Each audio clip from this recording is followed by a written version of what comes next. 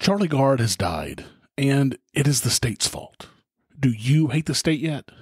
What's in the news with stories on losing the right to freedom of speech and guns, paying child support for someone who is not even your child, e-cigarette regulations updates, and Trump on police brutality. Also, an Ancap App segment on an update on Swarm City, and a The Next Generation segment on homeschool savings, but not for homeschoolers. Welcome to The Lava Flow, channeling the flow of information to the libertarian, anarcho-capitalist, voluntarist, and agorist community. Find us at thelavaflow.com. Here's your host, Roger Paxton.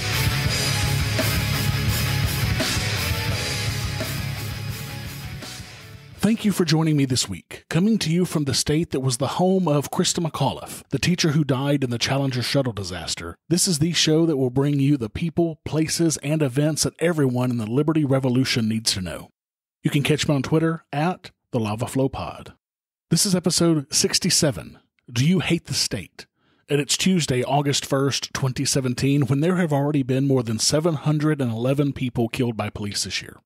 What's wrestling my jimmies this week? You're about to find out. Let's do it to it. In a Charlie Gard update, sadly, Charlie has died, just days before his first birthday. Charlie's mother, Connie Yates, said simply, "Our beautiful little boy has gone. We are so proud of you, Charlie." And, based on every available account, it didn't have to be this way. An American doctor at Columbia University Medical Center had agreed to help this baby, and the family raised more than $1.6 million to take him there and have him treated. But a British High Court judge ruled that the doctors could turn off Charlie's life support anyway, because apparently the judge, in his infinite wisdom, knew that death was better for Charlie than the chance to live. But what chance did Charlie really have if he had received this treatment in America? According to Charlie's mother, quote, "We want people to realize that we have been speaking to parents whose children were just like Charlie before starting treatment, and now some of them are walking around like normal children. We wanted Charlie to have that chance too." And so I ask you this, even if Charlie's doctors and this douche nozzle of a judge were right, that the experimental treatment that had worked for several other kids just like Charlie wouldn't have actually helped, what harm could it have done to try when Charlie was dying anyway? Is it possible that this treatment would have failed? Absolutely. But the more important question is it possible that the treatment could have worked? Without a doubt, since there are kids right now who have survived the same condition that Charlie had thanks to this treatment. Charlie's parents, Chris and Connie, saw it as their right and their duty to do whatever they could to protect and save their child. But they were stopped by a gang of thugs that have the power of monopoly of force and the will of the people to rule over their lives and their deaths as they see fit. This has got to stop. And sadly, many in this country want the exact same kind of system that they have in the UK, single-payer, universal health care controlled by the state. And the Republicans don't have the spine to stop it from happening, based on their latest bullshit about repealing and replacing Obamacare, then being the sniveling cowards that they are and putting up a bill that barely touched Obamacare and added even more regulations to boot. Thankfully, that bill died. Like it or not, believe it or not, Obamacare has death panels built into it, very similar to what we saw in the Charlie Gard case. And those panels are called the Independent Payment Advisory Board. Obamacare further provides that nothing that the board does can be challenged or reviewed in any court, federal or state. Obamacare even purports to restrict Congress's power to repeal IPAB. Death panels, regardless of what the liberal media will tell you, do in fact exist, as Charlie Gard and his parents found out. As the Foundation for Economic Education said, quote, "I never really knew what people meant by the phrase death panels before. It was just a term bandied about by talking heads and political personalities. It's chilling how well it applies in this instance, a group of bureaucrats that sits around deciding who is worthy of medical care. I don't know how the power slipped away from the individual, whether taken by force or given away with applause, but this is outrageous and it's wrong." Connie Yates released a statement about her son just a couple of days before his death, and I want to read you part of that statement because it is just heartbreaking. "All we wanted to do was take Charlie from one world-renowned hospital to another world-renowned hospital in the attempt to save his life and to be treated by the world leader in mitochondrial disease. We feel that we should have been trusted as parents to do so, but we will always know in our hearts that we did the very best for Charlie, and I hope that he is proud of us for fighting in his corner. Charlie had a real chance of getting better. It's now unfortunately too late for him, but it's not too late for others with this horrible disease and other diseases. We will continue to help and support families of ill children and try to make Charlie live on in the lives of others. We owe it to him to not let his life be in vain. Despite the way that our beautiful son has been spoken about sometimes, as if he's not worthy of a chance of life, our son is an absolute warrior, and we could not be prouder of him, and we will miss him terribly. One little boy has brought the world together, and whatever people's opinions are, no one can deny the impact our beautiful son has had on the world, and his legacy will never ever die.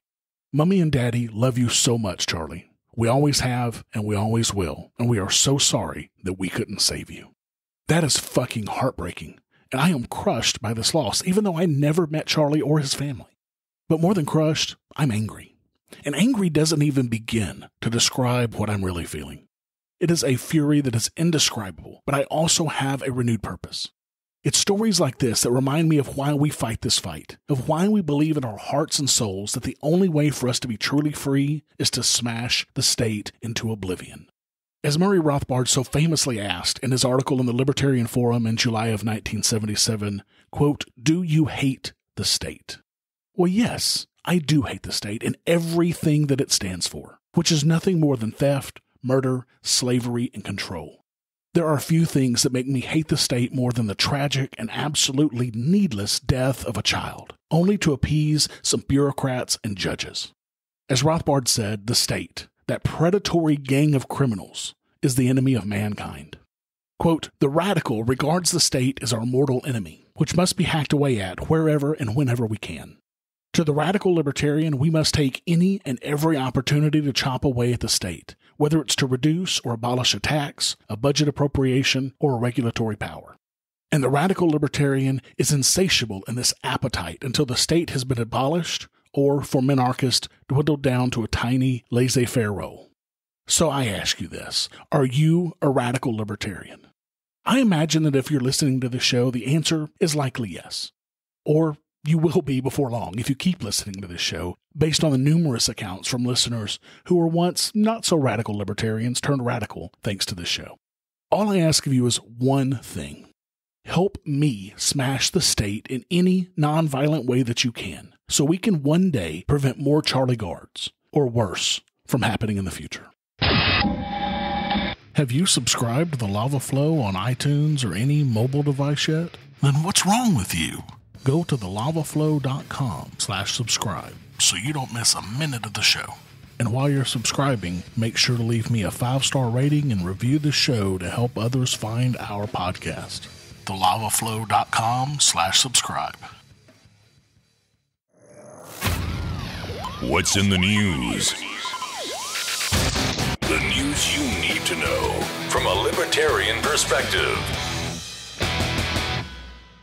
In Unfit to Exist news, a group of 43 U.S. senators, 29 Republicans and 14 Democrats, want to implement a law that would make it a felony for Americans to support the international boycott against Israel, which was launched in protest of that country's decades-old occupation of Palestine. The two primary sponsors of the bill are Democrat Ben Cardin of Maryland and Republican Rob Portman of Ohio. Perhaps the most shocking aspect is the punishment. Anyone guilty of violating the prohibitions will face a minimum civil penalty of $250,000 and a maximum criminal penalty of $1 million and 20 years in prison for exercising your freedom of speech. The bill's co-sponsors include the senior Democrat in Washington, Minority Leader Chuck Schumer, his New York colleague Kristen Gillibrand, and several of the Senate's more liberal members such as Ron Wyden of Oregon, Richard Blumenthal of Connecticut, and Maria Cantwell of Washington. Illustrating bipartisanship, it also includes several of the most right-wing senators, such as Ted Cruz of Texas, Ben Sasse of Nebraska, and Marco Rubio of Florida. The ACLU categorically denounces this proposal for what it is, a bill that seeks only to punish the exercise of constitutional rights, nothing more. And here you thought that you had freedom of speech guaranteed by the U.S. Constitution. Silly you. You have exactly as much free speech as the government wants you to have, and no more. Just ask Paul Little, better known as Max Hardcore, who spent 2.5 years in prison for selling pornography. Or Ross Ulbricht, who is serving life in prison for running a fucking website. Or countless others out there. In Come and Get Them news, 3D printed gun designs are selling on the dark web for only $12. A new report from RAND says, quote, while guides and manuals on how to make bombs at home were illegally circulated on the web well before the establishment of crypto markets, the level of accessibility provided by these platforms represents the reason for high concern among policymakers and practitioners. Arms watchers have been fretting about 3D printed guns for years now. In 2014, European researchers with the Small Arms Survey presented a working paper to the United Nations that featured an entire chapter on the 3D printed future. To be sure, 3D printing files aren't a huge share of the dark web market yet. They accounted for just 11 of the hundreds of for-sale items cataloged by the RAND researchers. But I fully expect that share to grow dramatically as 3D printers become much more mainstream and as many countries continue to restrict gun ownership around the world. Even in America, the fears of much stronger gun control is always just one election away from coming to fruition. I encourage everyone to get their hands on plans such as this because you never know when you're going to need them. Knowledge truly is power. In What the Actual Fuck news, a Texas man has been ordered to come up with more than $60,000 in back child support for a girl that he did not biologically father and met only once in his life. Gabriel Cornejo, 45, was named by a former girlfriend as being the father of her child in 2003, but the parental title was never confirmed by the alleged dad himself. Cornejo said, I never thought in my whole life I would have to defend myself of something that I'm innocent of. Regardless of the DNA test that Cornejo took that proved beyond a shadow of a doubt that he was not related to the girl at all, her mother and Texas courts are still suing the innocent man for the full amount of child support the absentee dad now owes, $65,000. Apparently, in Texas Family Code Chapter 161, it states that even if one is not the biological father, they still owe support payments that accrued before the paternity test proved otherwise. So since this man had no idea about the allegations that he was a father to this girl and had no reason to try and prove that he wasn't until now, he owes years of back pay for a child that he knew nothing about. I suppose nobody can say that there's any logic in the law anymore. Guys, you know Tom Woods. You know his books. You know his podcast.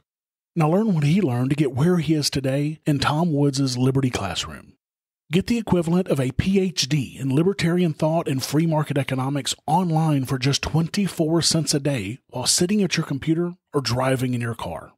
You can get it now at thelavaflow.com/woods. Listening to the audios and watching the videos will load you up with the facts, figures, and other ammunition that you need to feel supremely confident and come out on top when arguing politics or economics with yet another devoted socialist or neoconservative. But I repeat myself. Get a yearly membership to Tom Woods' Liberty Classroom for only $89 a year. Or like me, go for the Masterclass for lifetime access for only $497 and get tons of bonus material as well, including monthly live sessions with Liberty Classroom faculty and 435 audio-video lessons on government and history that Tom created specifically for the Ron Paul curriculum worth $250 alone. Make sure to sign up today at thelavaflow.com/woods to become a smarter and more informed libertarian than ever before. In Smoke 'em if you've got 'em news, the FDA has given the e-cigarette industry a regulatory reprieve, for now. The Food and Drug Administration said it is giving manufacturers of electronic cigarettes until August the 8th of 2022 to apply for approval of their products under regulations announced last year, which were widely expected to drive most companies out of business completely. The original deadline was November 8th, 2018, and the 4-year extension is supposed to provide more time for public comment and industry guidance as part of a, quote, comprehensive regulatory plan that aims to strike an appropriate balance between regulation and encouraging development of innovative tobacco products that may be less dangerous than cigarettes. Now, the FDA says that it will use the reprieve that it's giving e-cigarette companies to clarify what will be required to keep their products on the market. The agency also plans to develop product standards that address battery hazards and help keep e-cigarette liquids away from children. Overall, it looks like the FDA under Scott Gottlieb will be taking a much more practical approach to e-cigarette regulation that recognizes the realities of the existing market and the relative hazards of different nicotine sources. Instead of wrecking an industry that seems to be accelerating the downward trend in smoking, the agency may actually embrace market-driven harm reduction.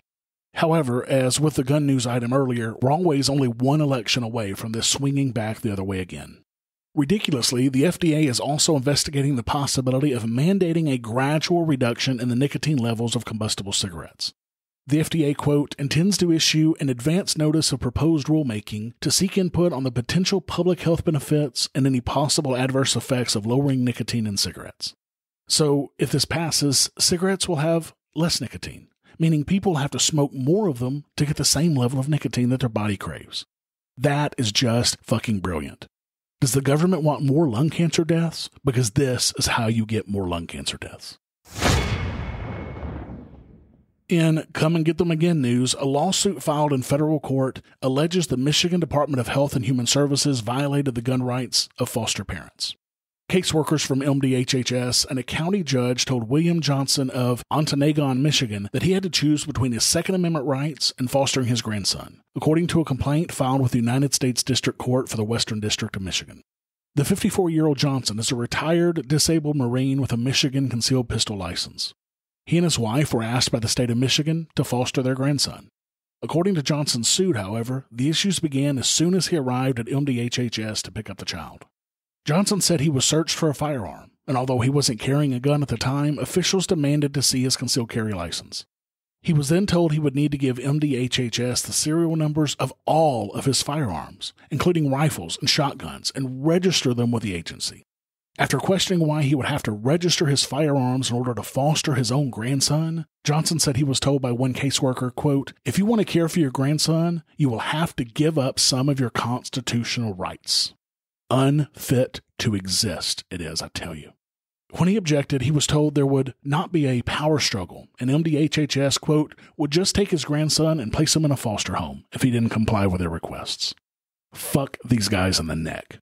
2 weeks later, during a hearing on the placement of the child, Johnson said a Gogebic County Court judge similarly told him, quote, if you want to care for your grandson, you're going to have to give up some of your constitutional rights. From a fucking judge. Are you kidding me? Michigan requires that anyone who wants to be a foster parent must register his handguns with the state, as well as keep the guns unloaded and locked in a safe separate from the ammunition. Because yeah, that's exactly what you need when you got a bad guy at your front door, is your gun locked up.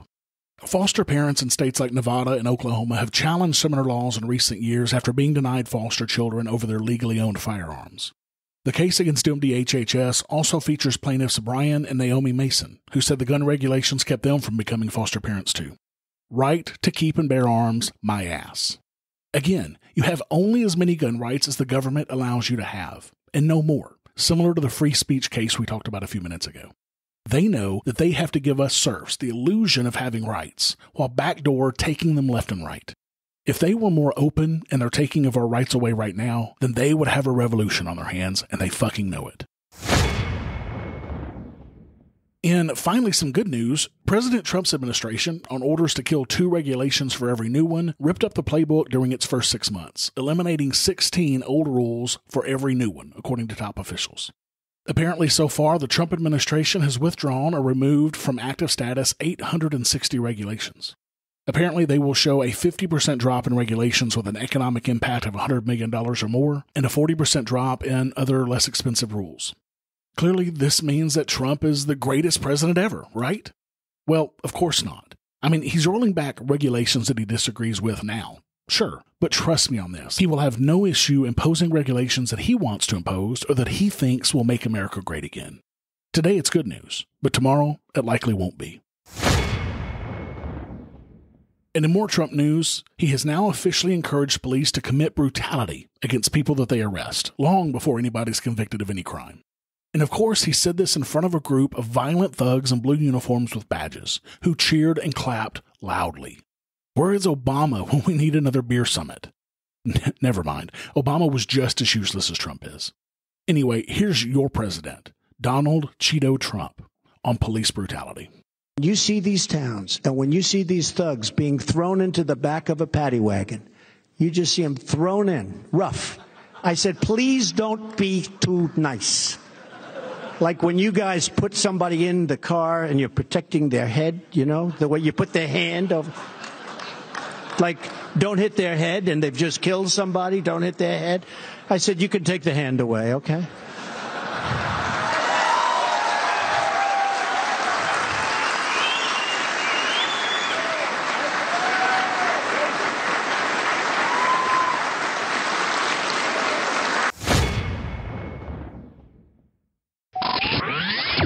Exercise your free market muscles by going to thelavaflow.com/support and giving a per episode donation of as little as $1 an episode, or use Bitcoin. Get exclusive content, rewards, and help the Lava Flow become fiscally neutral while providing you more content. thelavaflow.com/support.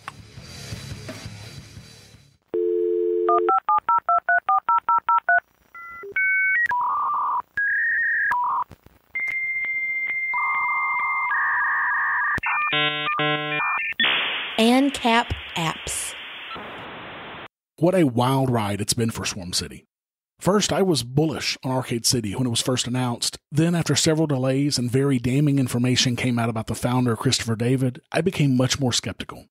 Then, Swarm City takes over, gets rid of Christopher David, and makes some huge strides. So I was bullish all over again.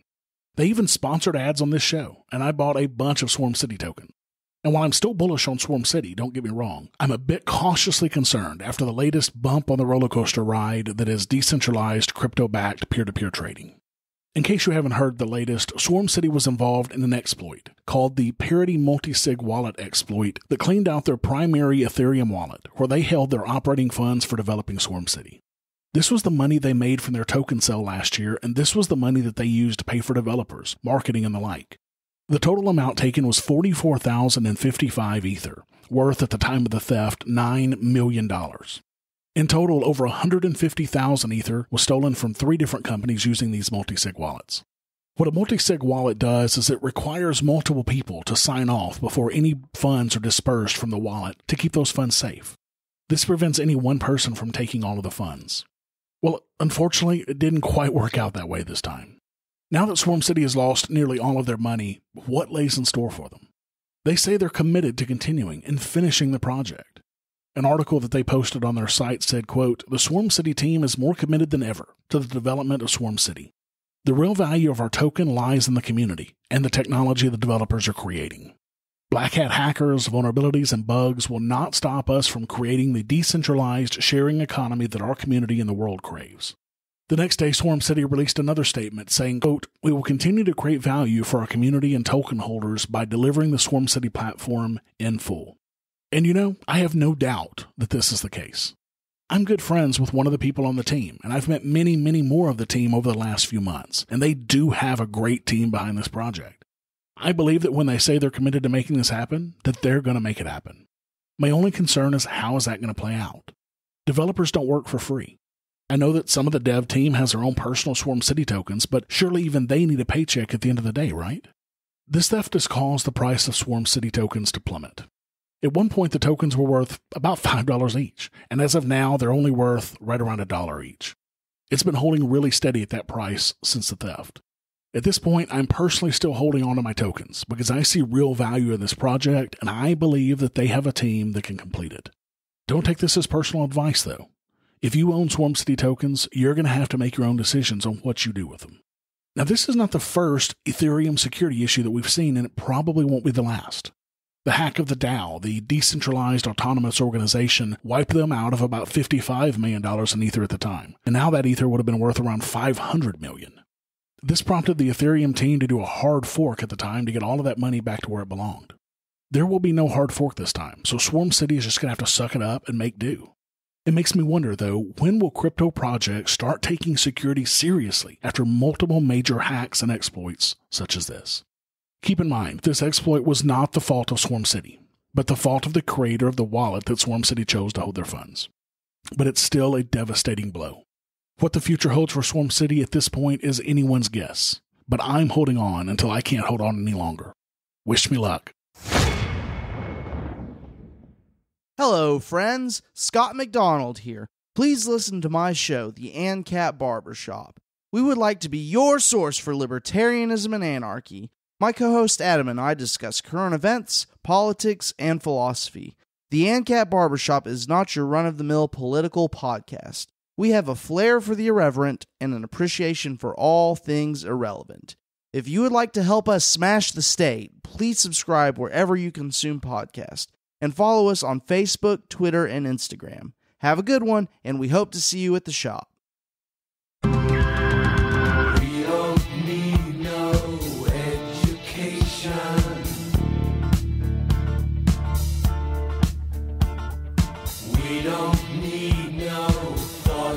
control. Don't forget, guys, I love getting items from you that you want me to talk about on the show.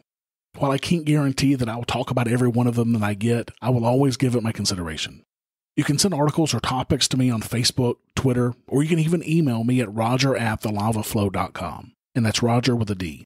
Thanks to Brian for sending me this specific article. Brian, I hope you're still doing great out there on the left coast. So as you guys know by now, my wife and I have homeschooled our children since birth. We've been fortunate that my 9 and 11-year-old sons have never spent a single day in government indoctrination centers, much to the chagrin of my public school teaching mother-in-law. But we don't regret a single second of it, and we are thrilled to be setting our children up for the future by teaching them things that they really need in the real world, like entrepreneurship, personal responsibility, how to find the answer instead of telling them the answer, and a love of learning. We chose to homeschool not for religious reasons, but because we knew that no one could prepare our children for life better than we could. No one cared about their future more than us, period. And as more information comes out about homeschooling, we were absolutely right. Compared to public school students, studies suggest that homeschoolers perform up to 30 percentile points better on standardized tests, have higher college GPAs and completion rates, and may even be better adjusted socially. Judging by these numbers, it would seem that homeschooling definitely benefits the individual student the most. Who knew, though, that while doing all of this, I was saving the state some money, which is a fucking shame since I'm still paying the same amount in taxes as people who send their kids to public school. And apparently those savings are pretty large, too. For example, based on state spending per student multiplied by the approximate number of homeschoolers in each state, California is saving a whopping $1.8 billion a year thanks to homeschool families. And yet somehow that state is still in massive debt. I just don't get it. Other notable states include New York at $1.7 billion in savings, Texas at $1.2 billion, North Carolina at $1 billion, Illinois at $798.6 million, and Florida at $729.8 million. Even little bitty New Hampshire is saving $80.7 million per year. It should be noted that because homeschool registration varies by state, these numbers are likely conservative, making the savings even more than what I just talked about. In fact, a recent report by the Pioneer Institute suggests that on a national scale, homeschoolers save taxpayers $22 billion every year. Or this should be rephrased to say that $22 billion is being stolen from homeschool families that would be much better served on their own education. We pay a lot of money, on top of our stolen tax money, to educate our children because they deserve better than a mediocre education and 13 years of constant indoctrination. But it sure would be nice to have a little less of my money stolen every year.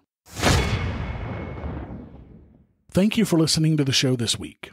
As always, I need to thank my favorite beach bunny, Jessica, for her help with the show. For the show notes to this episode, where I put links and other information that's been on the show, go to thelavaflow.com/67. After 4 iTunes reviews last week, I don't have any this week. Remember, iTunes helps to steer people to this podcast based on ratings and reviews, so please go to thelavaflow.com/iTunes and leave me a rating and review today. All the cool kids are doing it. Thank you to everyone who's left me a rating and review so far. You guys are the best. And to all of you who haven't, can you guys please go help me out and leave a review for me? Go to thelavaflow.com/iTunes to do that now. I also have 3 new supporters this week. Mark Clare, yes, the Mark Clare from Lions of Liberty is now a supporter through Patreon at the $1 per episode level. Also, from Lions of Liberty, Brian McWilliams, host of Electric Liberty Land, is now also a supporter at the $2.50 level. Thanks to both of you guys so much. As an aside, I'm also a supporter of Lions of Liberty, and I think you guys should be too. Now I'm just waiting for John Odermatt to get off of his ass and give me the trifecta by becoming a supporter too. Come on, John, where are you? And finally, Katie is a supporter of the show at the $2.50 level through Patreon as well. Katie, thanks so much for your support. I hope you guys are still doing awesome. At this point, I normally give you an update on how close I am to reaching my next level, but I've got some bad news to share first. For some reason, Patreon stopped sending emails to me when somebody stopped being a patron of the show, and I've lost a couple in the last few months, sadly for various reasons. And since I was cleaning up my list, I also made a decision I've been thinking about for a while. So Patreon takes about 10% of the money that you send to me to pay for their incredible service, and I don't knock them for that. But since I was cleaning up my list, I wanted to go ahead and reflect that I wasn't getting all of the money when I give my update on how close I was to the next level. So from here on out, I'll give an update that only reflects how much I'm actually getting, which will lower the final total a little bit as well. Taking both the lost patrons and this change in reporting into account, I'm now at $184 per episode, or 73.6% of the way towards my next goal of $250. So I need you guys to help me get to that $250 per episode level so I can bring you a full Lava Flow episode every week. So remember, if you, like Mark, Brian, and Katie, want more of the Lava Flow, exercise your free market muscles by going to thelavaflow.com/support and giving a per episode donation of as little as $1 an episode using Federal Reserve notes through Patreon or Bitcoin through Coinbase. I want to be able to bring you more content soon, so make sure to add your donation today to help make that happen. Until next time, keep striking the root. Thank you for listening to The Lava Flow at thelavaflow.com. Don't miss an episode. Subscribe now at thelavaflow.com/subscribe. This has been a Pax Libertas Productions podcast.